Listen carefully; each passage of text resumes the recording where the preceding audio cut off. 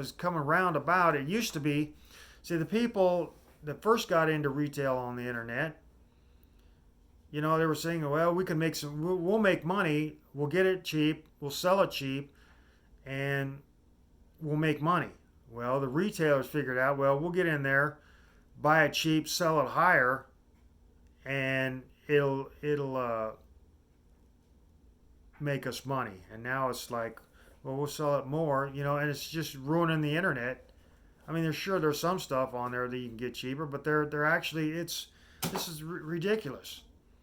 They're just increasing the profit so much that you can't even buy bulk to make. You can't even make money on buying bulk. You can't buy a bunch of stuff and get it cheaper than you could if one person, or one piece. You can buy one piece at the same price you can in a bulk. Unless you go on to Alibaba and you buy 10,000 cheaply made, whatever, cans of coffee. I don't know. But it's all this diluted. It's it's going to just become worse because people think, well, we can make more money. We just raise the price on everything and make more money. And that used to be a stupid way to make money. And they were run out by people that realized that they could sell it for cheaper and sell more, still make a profit, and have more products sold, which increased their buyability from a manufacturer. Or if they were a middleman to a manufacturer, and they bought it cheap, sold it cheap, and sold more of the product. This manufacturer says, well, we're selling more product to these people, and they sell the same price to everybody. But this old guy over here, he wants to double or triple his profit. And this guy here is like, wait, hey, I'm gonna the more I sell, the more I make. This guy over here, the more higher price, the more I make. Which is giving you, which is better, This guy over here is thinking, well, I'm gonna show people how to really make a profit, and it's like people turning over houses or cars or anything. They'll buy something or they'll get it free, or a car, you can't even see a car for $1,000 anymore. You see $1,000 and a window's $1,000 down, and it's a piece of junk. So the more there is, not the merrier. I mean, are you going to say that poverty is merry? People laying around in squalor, barely enough to eat. So they're laughing just to get over their hunger pains. And that's what you're saying. Well, that's what it was like back in the 30s during the Great Depression. That's what it was like in the Dust Bowl when the big storm clouds came every day, and we had to plug rags in our doors and windows and put rags over our mouth to breathe when the dust came through every day. And that was just a normal way of life in the Dust Bowl. That was a normal way of life during the Great Depression. We had to scribble and scrabble and work for nothing. Sometimes we'd work for a cup of soup. Probably where their name Cup of Soup got its tradition is. Yeah, we work for a cup of soup. I don't know. I just say overpopulation is a reason for poverty and a reason for 90% of the problems in society: murder, rape, crime, any problem you have, pollution, air pollution, water pollution, land pollution. It's all from overpopulation. Too many people on the planet, and they're ruining. All this pollution is ruining everything. Too many people, and they say, "Oh no, it's the products." And if we spend more money on this, and this, and there's another thing: greed. It builds up into people, and they start breeding because they get greedy. They think, well, if I have a kid, then I'll make more money on the kids I have. The government will give me more money for kids. It's overpopulation is the problem, which created meat eaters. Overpopulation created meat eaters, and being in the migration into an area that you're not familiar with creates problems. Say if you go from a jungle environment where there's fruit everywhere. That you can grow fruit and everything. It grows in your front yard. Plenty of food. Might not have had a big house. Might have had just a little shack to live in, but you're just living in a zone where the weather was perfect all the time. You had some hot months in winter or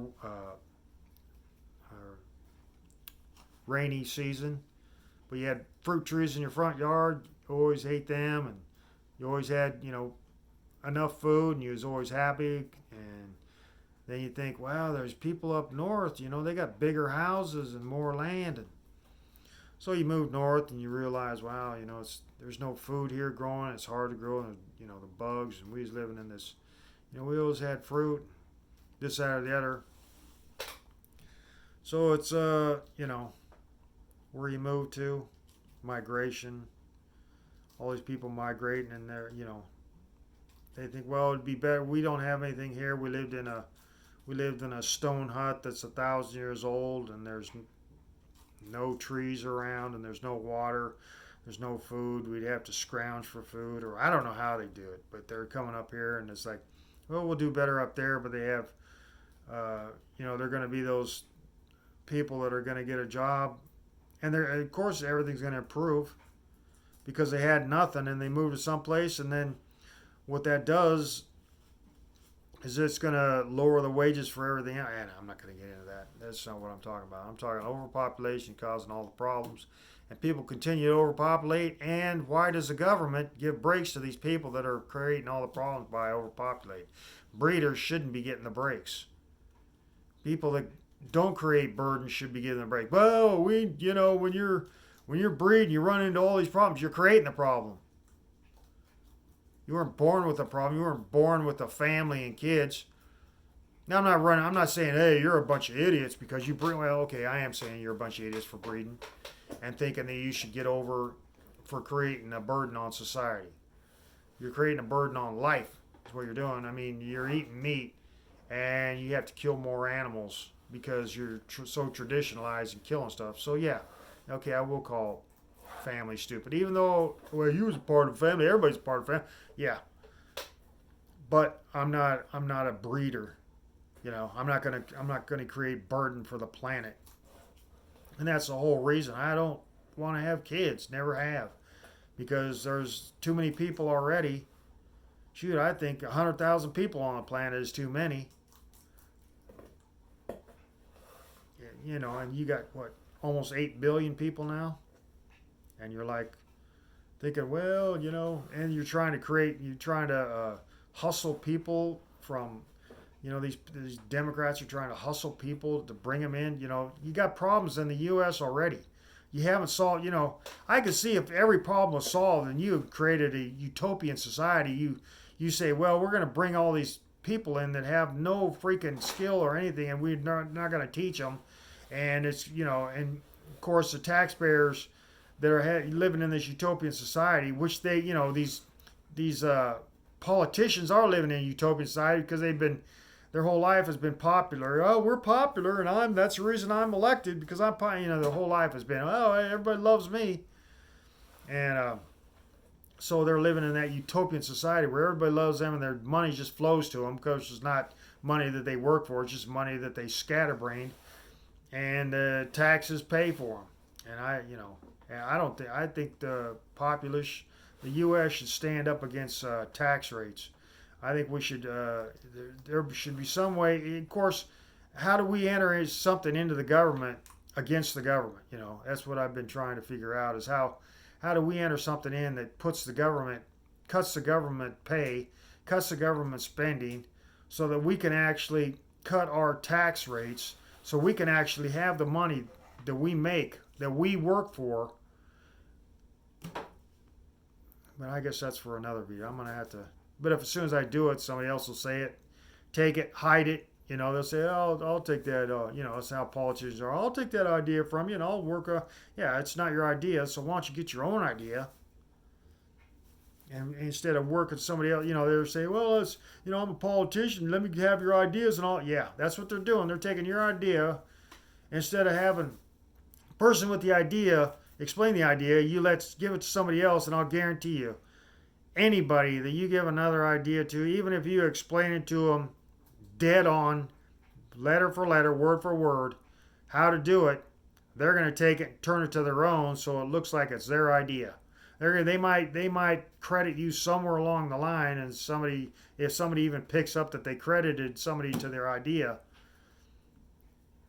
they're still going to take it and turn it their way, and it's going to ruin it. I've never seen an idea from one person who had was the originator of it and actually knew what they was talking about and didn't get it from somebody else. Or sometimes some people will talk and say they're having an idea and it's actually somebody else. Anyway, it's 55 minutes. That's enough for today.